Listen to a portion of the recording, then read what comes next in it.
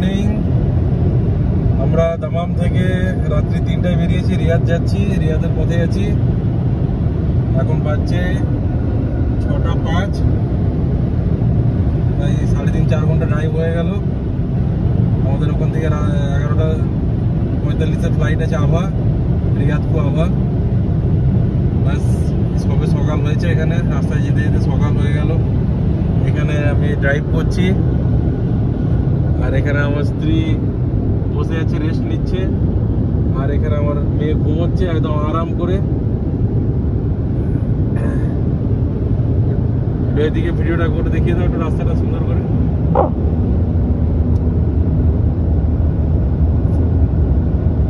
দেখা যাচ্ছে, ভালো করে হচ্ছে তো। বাস সূর্যটা মাঝে মাঝে উপর দিকে আসছে, আবার নিচে পেছন দিকে আছে।